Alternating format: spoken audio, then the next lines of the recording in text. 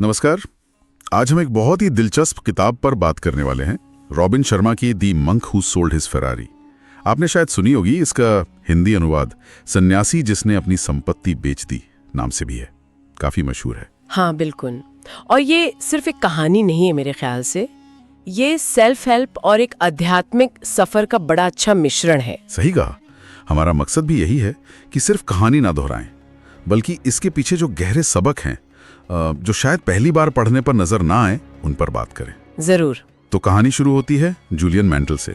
सोचिए जरा, एक टॉप का वकील, मतलब कामयाबी की मिसाल। बिल्कुल, पैसा, बड़ा सा घर, शानदार लाल फरारी गाड़ी, शोहरत, सब कुछ था उसके पास। सब कुछ, लेकिन अंदर से बिल्कुल खोखला, तनाव, असंतोष, जिंदगी जैसे बाहर से चमकदार पर अंदर से एकदम बेरंग। हाँ, ये विरोधाभास ही कहानी की नींव है। और फिर एक दिन भरी अदालत में उसे दिल का दौरा पड़ जाता है, एक बड़ा झटका। और यही घटना जैसे उसकी जिंदगी का टर्निंग पॉइंट बन जाती है, आंखें खुल जाती हैं। बिल्कुल। वो सब कुछ बेच देता है, अपनी प्यारी फरारी, अपना घर, सब, और निकल पड़ता है भारत। हाँ, एक खोज पर, शांति की खोज, जीवन के असली मतलब की खोज। और भारत में हिमालय में उसे मिलते हैं सिवाना के संत, है ना, सेजेस ऑफ सिवाना। जी, सेजेस ऑफ सिवाना। और ये कोई साधारण संत नहीं थे। उन्होंने जूलियन को जीवन जीने के वो कह सकते हैं 7 शाश्वत सिद्धांत सिखाए। 7 सिद्धांत। हाँ, जिनसे सच में जीवन बदल सकता है। और जब जूलियन वापस लौटा तो वो पहले वाला कामयाब तनावग्रस्त वकील नहीं था। वो एक शांत, ज्ञानी और एक उद्देश्य के साथ जीने वाला इंसान बन चुका था, पूरी तरह से बदला हुआ। ये दिलचस्प है। और ये जो 7 सिद्धांत है, ये सिर्फ सुनने में अच्छे नहीं लगते, इनमें काफी गहराई है, व्यवहारिकता है। जैसे पहला वाला, मन पर महारत हासिल करना। हाँ, मन पर महारत। किताब में सिर्फ ये नहीं कहा कि ध्यान करो, बल्कि वो हार्ट ऑफ द रोज जैसी एक खास तकनीक भी बताते हैं। जी, जिसमें एकाग्रता बढ़ाने के लिए एक गुलाब पर ध्यान केंद्रित करना होता है। ये मन को साधने की कला है, सिर्फ शांत करने की नहीं। शायद जूलियन के लिए जरूरी था, क्योंकि उसका बिखरा हुआ मन ही तो उसके सारे तनाव की जड़ था। बिल्कुल। फिर दूसरा सिद्धांत आता है अपने जीवन का उद्देश्य, मतलब अपना धर्म पहचानना। धर्म मतलब आप सुबह क्यों उठते हैं, आपका पर्पस क्या है? सही।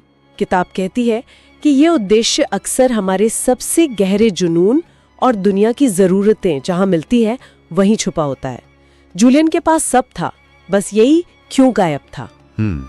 और तीसरा सिद्धांत, वो जापानी शब्द है ना, काइजन। हाँ, काइजन, निरंतर आत्म सुधार, छोटी छोटी आदतें बनाना, रोज थोड़ा बेहतर बनना। ये सुनने में थोड़ा धीमा नहीं लगता, खासकर जूलियन जैसे लोगों के लिए जो एकदम तुरंत नतीजे चाहते थे? अच्छा सवाल है। देखिए, काइजन का मतलब ही यही है। ये बड़े डरावने लक्ष्यों का बोझ कम करता है।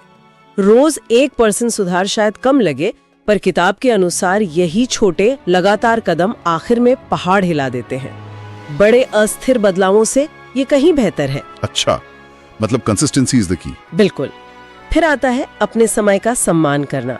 किताब इसे सिर्फ टाइम मैनेजमेंट नहीं कहती, नहीं, बल्कि जीवन की सबसे कीमती संपत्ति मानती है, जिसे दोबारा पाया नहीं जा सकता।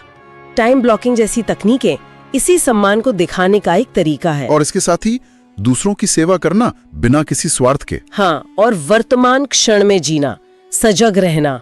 और आखिर में जीवन में संतुलन, शरीर, मन, रिश्ते, आत्मा, इन सब में ये सब मिलकर ही एक पूर्ण जीवन बनाते हैं। सही कहा। और कहानी का जो सबसे दिलचस्प मोड़ है वो तब आता है जब जूलियन वापस आकर अपने दोस्त जॉन को ये सब सिखाता है। हाँ, वो बातचीत। उसी बातचीत के जरिए हम पढ़ने वाले भी जॉन के साथ साथ ये सब सीखते जाते हैं। एक तरह से हम भी शिष्य बन जाते हैं। ये बात तो है। और किताब की खूबी यह है कि ये किसी खास धर्म का प्रचार नहीं करती, पर गहरी आध्यात्मिक समझ जरूर देती है। और सबसे अच्छी बात, इसमें बताई आदतें इतनी प्रैक्टिकल हैं कि कोई भी उन्हें आज से ही अपना सकता है। खासकर आज के युवा जो अपनी महत्वाकांक्षा और मन की शांति के बीच एक संतुलन ढूंढ रहे हैं। तो निचोड़ यह है कि असली दौलत फरारी या हवेली में नहीं है। नहीं, वो तो अंदर है, मन की शांति में, संतुष्टि में, एक उद्देश्यपूर्ण जीवन जीने में। फरारी बेचना बस उस बदलाव का एक प्रतीक है। बिल्कुल। और देखिए, यहाँ जरूरी बात ये नहीं कि सब कुछ छोड़ दिया जाए, नहीं।